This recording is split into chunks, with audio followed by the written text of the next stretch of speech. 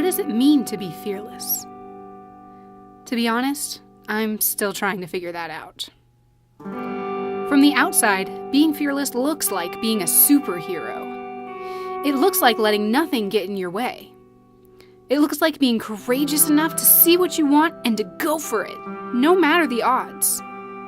It looks like staring down the face of danger and saying, "No problem." But from the inside, it's a different thing entirely. Being fearless isn't so much about having no fear.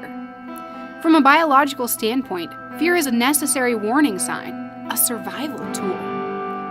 Fear reminds us that we are fragile, mortal, vulnerable creatures. Fear reminds us that death and disaster can lurk around every corner. It keeps us from making stupid mistakes, or tripping into calamity, or making fools of ourselves.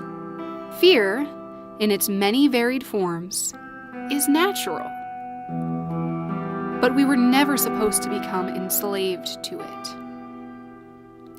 Being fearless is about not letting those fears overwhelm and control us. When the waters rise and the danger is close at hand, panicking is the fastest way to make things worse. We can't let the warning of fear keep us from following through with what has to be done. We can't let the fear make our decisions for us, or we will surely drown.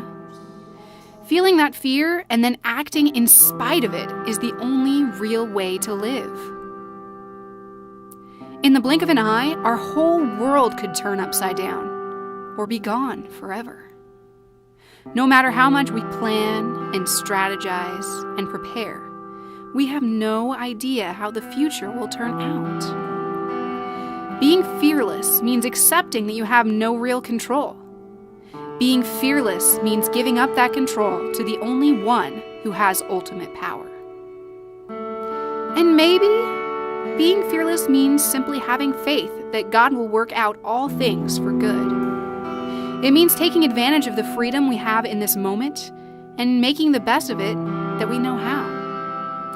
It means watching the floodwaters rise around our feet, understanding the risks, and stepping out into the unknown anyway, because we can make a difference if we are only brave enough to try. Fear isn't useless, and being cautious isn't wrong, but letting it get in the way of a good thing is.